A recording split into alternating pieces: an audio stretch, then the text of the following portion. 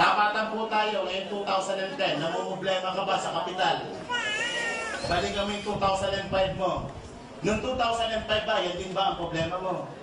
O tingnan niyo mabuti mga kapatid, 5 taon na po ang nagdaan sa buhay natin. Ang problema mo, di nababago. Pag may problema, may solusyon. Gusto mo isolve natin? Para masolve ang problema, dapat alam mo yung pinagmumula ng problema. Tama mo ba? Tingin nyo, anong problema? Bakit, anong cause? At bakit ang problema mo di nababago? Ang isang dahilan po dyan, yung ginagawa mo dito, hanggang ngayon, yun pa rin ang iyong ginagawa. Tama po ba? Sabi nga, if you always do what you always done, you always get what you always get. So, anong dapat gawin? Change. Tama po ba? And for things to change, you have to change. Tama po ba? Kailangan magkaroon ka ng kaunting pagbabago. Kasi kung itutuloy mo yan for the next 5 years, darating po ang 2015, yung problema mo ngayon, darating to, yan pa rin ang problema mo. Tama po ba? Walang pinagkaiba po yan sa isang drum na may pumapasok na tubig. Tingin nyo, mapupuno hindi. Paano ang butas ang drum? O, listen, ito po yung nangyari sa atin for the past 5 years. Kumikita ka ng 10,000, gumagastos ka ng 10,000, may savings wala. Kung ito ang senaryo ng buhay mo, kapatid, medyo maalarma ka.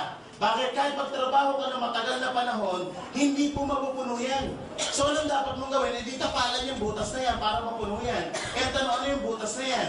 Yan po yung tinatawag natin mga needs o mga basic needs. Ano yan? Anyan po ang pagkain, mga utilities, ilaw, tubig, telepono, upo sa bahay, apartment, tuition. Ang dami niya mga butas. Minsan may mga emergency pa, malalaking butas. Ang tanong, pwede bang tapalan ng butas para mapuno? Anong yes? Pwede ba wala mo ng pagkain? Mabubuhay ka ba sa oxygen lang? Mga anak, hindi. Pwede ba yan? Pwede ba naki-schedule ang pagkain ng mga anak nyo? Mga anak, cost reduction tayo ha. Ang kain nyo, MWF lang ha. Kami lang dati, PTHS. Pero ano po si Lola? Every Sunday nyo lang. Pwede ba yan?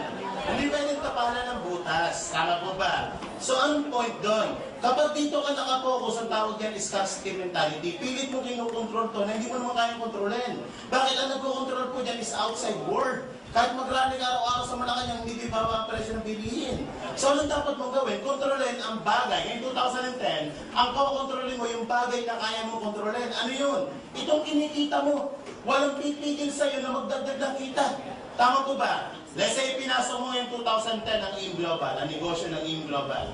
Inaral mo for 4 months. After 4 months, nag-generate ito sa iyo ng 40,000 kada isang buwan. Ito na ang senaryo ng income mo. May part-time ka na 40, may full-time ka 10, 50 ang pumapasok, 10 ang ginagastos. May savings, wala. At pag may savings, mapupuno hindi. At pag napuno, pwedeng umapaw?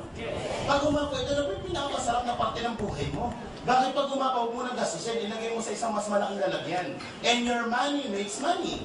Tama mo ba? Bakit? Yung perang nilagay mo dito, mas mabilis mapupuno to. Bakit kumikita uli yan eh? Nag-generate uli ng income yan. Tama mo ba? At pag napuno yan, ito yung nakukuha ng pamilya natin. Ano yan? Wants. Iba po ang wants sa needs. Ito yung masarap na parte ng buhay natin. Gusto mong pagkain, gusto mong kotse, gusto mong pag-aralan ng anak mo, gusto mong doktor pag may sakit ka.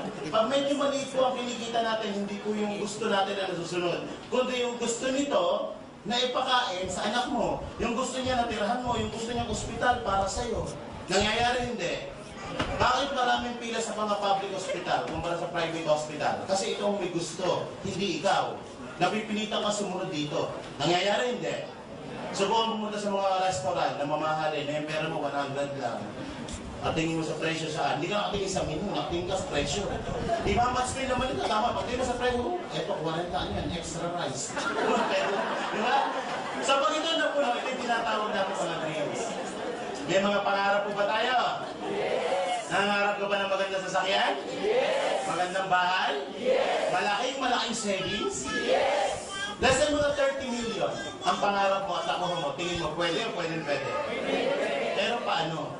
Bakit ko ginamit ng 30 million? According sa study, ito po 30 million, pag na-hit mo yan, yung kinikita nito, kung nakalagay sa isang investment yan, sapat yan for your wants and for your needs. So, anong dapat mong gawin?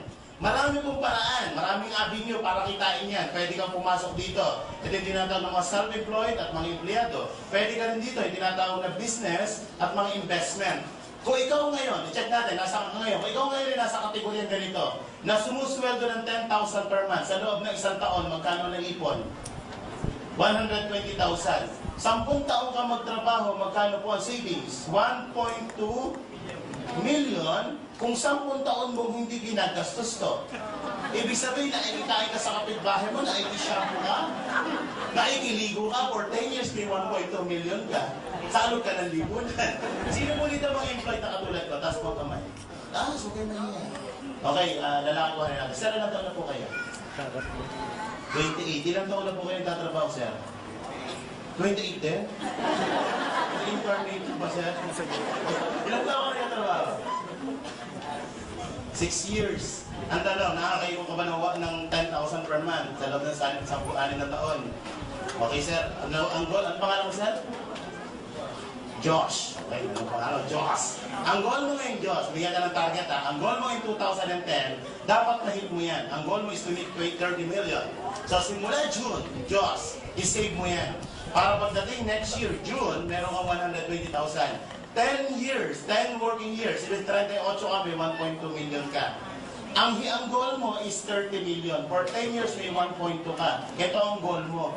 Ibig sabihin, maihit mo yan. Kung ito ang iniipon na per month, maihit mo yan at the age of 328. Ito si Abraham, Diyos. Kaya hindi. Anong point? Hindi ko inaabi ang pagiging empleyado kasi more than half of my life andito ako. Gusto ko lang po ipakita sa inyo na kapag naandito ka, you are just working for your needs. You're not working for your fortune or for your wants. So, anong dapat gawin? Kapag isang lugar ang gusto mong puntahan at hindi kaya ng vehicle, mag-a-upgrade ka ng vehicle. Tama po ba? Parang ganito. Ang time limit mo lang is 2 hours. Pupunta ka ng Cebu. Pwede ka mo mag-roro? Hindi. Babalik ako mag-barko. Anong dapat mong gawin? Anong vehicle na gamitin mo? Aeroplano.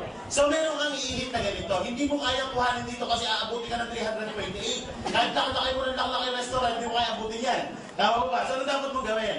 Pupunta ka sa isang lugar na kaya mo mahinto. Bababa ka ng kaunti dito. You have to work part-time for your fortune. Sa negosyo, pag-usapan natin, kaya bang kitain ng 100,000 kada isang buwan? Ay, sisiw yan. 2 araw, 1 araw nga lang kinikita dito yan. 12 months, magkano kita mo? Nasa isang buwan to, in 12 months, magkano? 1.2 million. Kung ito ang kinikita nyo, tingin nyo, malapit sa pangarap. Yes! So, anong dapat gawin? Kung ito ang ginagawa niyo po, kapatid, you have to change the formula. Change the formula. O add the formula. Hindi mo kailangan mag-resign. Alam niyo po, for more than 2 years, ginawa part-time ko. Nagto 200,000 ako, part-time pa ako. Nag-resign na lang po ako kasi nahihiya na ako. Alam niyo bakit? Pagdating ng payroll doon, puro absent ako. Natira sa 8,000. Eh dito, nagka 10,000 per day ako. Sabi ko sa boss ko, boss, you're fired. Nag-resign ako. Pwede ka mag-part-time. Ang kailangan aralin ito po, business skills and knowledge. Ito kayang pag-aralan 6 na buwan lang. Makamatan ka lang yan, libre yan. Upo ka lang dyan, matutunan mo yung business skills. Kaya marami nag-pay-fail sa negosyo simply because walang skills and knowledge. Tama po ba? Pero kung alam mo ang negosyo, hindi ka mag-pay-fail. Pero alam niyo po ba itong 10,000 sa employment? Napakataas ang requirements yan. Meron po yung tinatawag na employment skills and knowledge. Tama po ba? Ilang taon po ang elementary? Ilang taon ng high school? Ilang taon ng kolehiyo? Review board exam. Ilang taon kang nag-aral? 15 years para turuan ka kung paano kitain ng 10,000 per month. Yan ang tinuro sa atin for 15 years. Tama po ba? Eh, gross to. Ano unang binabawas dyan? SSS, pag-ibig, withholding tax, 2,000 na lang. Aabutin pa ng 3,000 yan. 2,000 na lang, magkano na iwan sweldo? 8,000, mamamasahe, parito, 100 per day, 3,000. Magkano na iwan sa sweldo? 5,000, kakain. Pwede ba may bagong kabilang paamoy naman? Pwede ba 100 per day na budget sa pagkain? Tipid na tipid yan. 3,000 ulit. Magkano na iwan sa sweldo mo? Ano pang gastos? May cellphone. Mag-load? O 1,000 ng load? Magkano na iwan sa atin? Yan po ang pinag-aralan natin for 50 years. Mas malaki pa ang sweldo ng katulong. Ano masakit dito? Masakit na masakit. Bakit? Dapat masaktan ka ng konti para mamulat ka sa katotohanan. Tama po ba? Minsan binabangungot ka na nag-i-enjoy ka pa. Alam niyo po, ako 20 years old nandito eh. Alam niyo, for 20 years ko sa employment, ang naipon ko po hindi pera. Payslip. Pagdating ng payroll, inire-remit ko na sa asawa ko, payslip. Kaya ako yung taong gigil na gigil. Kaya nung nakita ko, hindi ko na pinakawalan po. Walang kapital. Automatic kinabukasan yung Bombay, ang pinag-initan ko. Nakita niyo naman, nangyari ngayon. 3 months, bayad lahat yun. At maganda nito, kinapaunan kong utang. Ilan po ang credit card ko, mahigit 5 ang credit card ko. Ang dami ng mga personal loan. Kaya wala po naiiwan sa sweldo ko. Yung sinusweldo ko, binabayad ko sa mga bangko. So, nagsasabi ng pamilya. So, nakita ko to, utang din. Yung utang ko, umutang pa ako para sa negosyo. Ang maganda po nito, lahat ng utang na bayaran. Dating apartment na tinitirahan ko, ngayon nasa bagong kondo po ako, 3.2 million. So, ito lang, gusto nyo ko na sa utang. Kasi, anong dapat gawin?